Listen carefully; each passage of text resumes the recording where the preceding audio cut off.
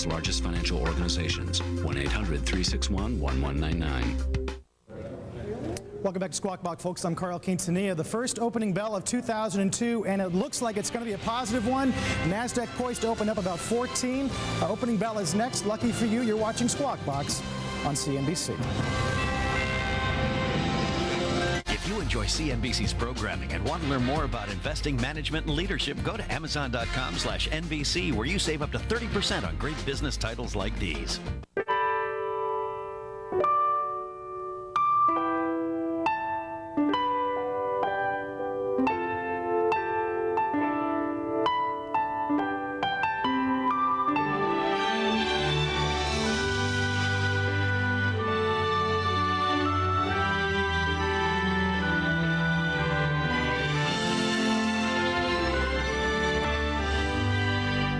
How do you get to the truth? The Abrams Report is all about getting to the truth. Why can't we just go in there and grab them? Dan Abrams, he's covering the big stories, he's tracking the terrorists, he's making sure you're safe at home. We need to do something today. See why the critics say this guy's superbly well-informed and definitely a star in the making. This is absurd. It's ridiculous. See, that's what we're talking about. The Abrams Report. Weekdays at 6, only on MSNBC, the leader in cable news. This is a live picture of the floor of the New York Stock Exchange. The opening bell a minute and a half away. Mayor Michael Bloomberg ringing that bell. What brokerage firm offers investors over 140 branch offices with a personal broker to service you?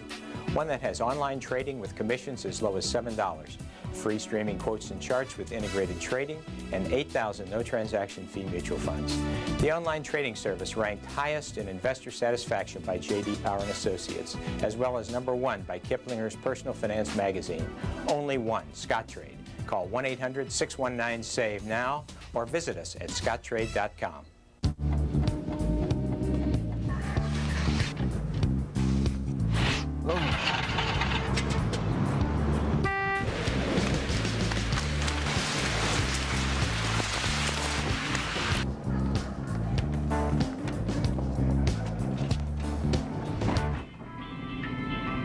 Comes in handy, huh? It's a lifesaver. Well, that was some piece on the tech sector. Yeah, I don't believe we've met. Hi, I'm Paula. Hi, I'm Scott. Scott Krager. We're looking for a new VP of our Northeast operations. Stop by my office later.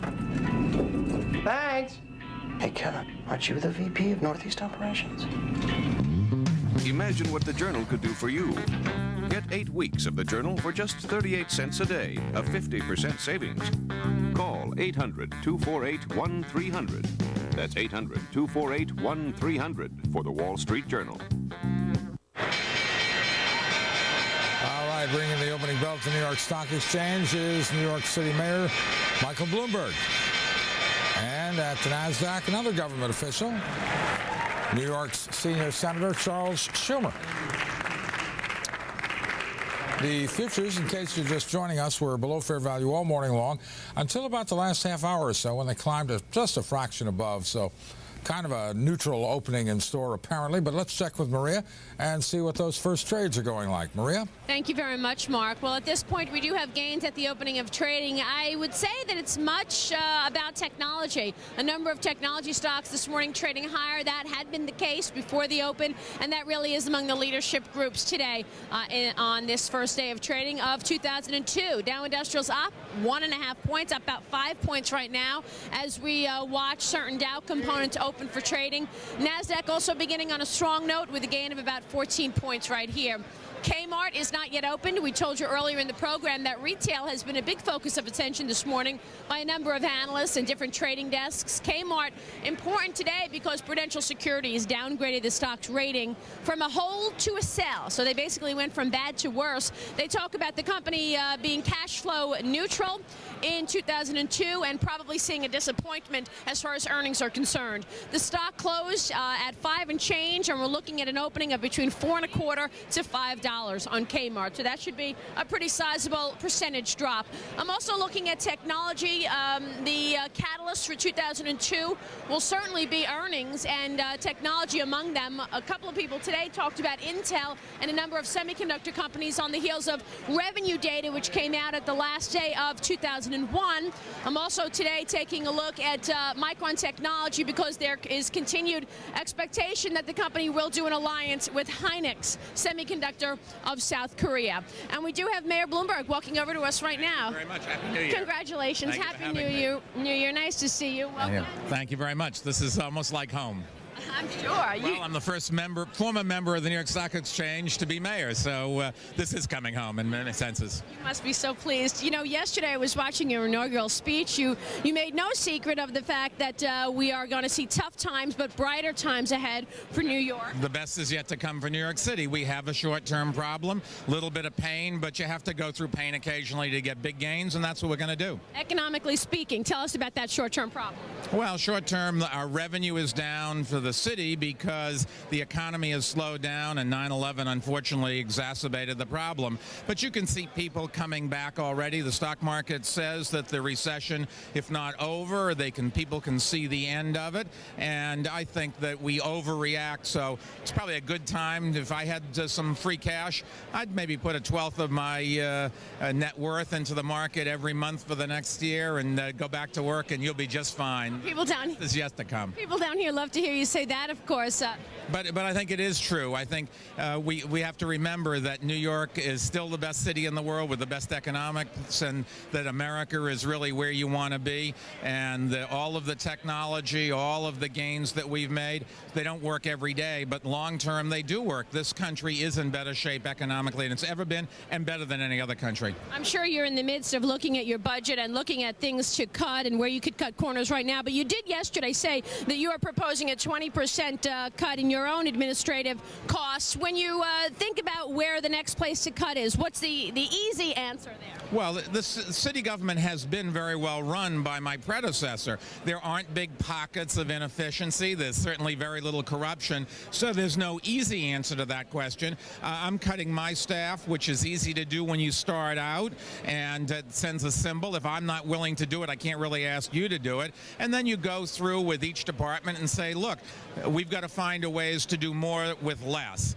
And what I'd love to do is to be able to protect the 250,000 people that work for New York City as we lose people by attrition. If you don't replace them, then but do get some efficiencies, you can provide the same service, and you can still take care of the people that are the solution to this problem, and that's the 250,000 municipal workers.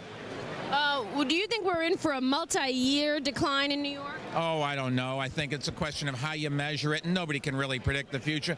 But there are some industries that have come back already, some industries which did not decline, some industries which will go away and be replaced by new ones. That's the constant change that makes an economy and a society interesting and prosperous in the long term. Looking at business specifically, where would you say are the strongest parts of New York?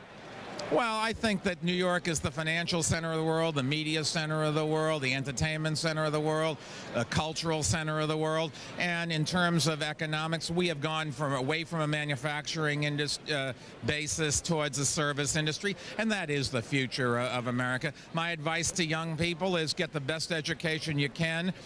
Make sure your first job is, don't worry about how much you make, worry about how much you can learn, and long term you'll do just fine, and you want to make your future right here in New York City. Speaking of education, I spoke to you, it must have been about a month and a half ago, and I said to you you were a candidate, Bloomberg, at that point, and I said to you, what would you say is the biggest problem in New York right now? And you said education. Still is. We have to make sure our streets are safe. We have to make sure that we have a tax basis to pay for things that we want. So jobs are a high priority for the mayor. But in terms of old line problems, Rudy tried to get to education. He said his one regret was he didn't get control of the educational system. I'm determined to go and to try that, and then I think you can make the city better. We have 80,000 great teachers, but we have a system that really keeps them from delivering as good an education to the kids as we need.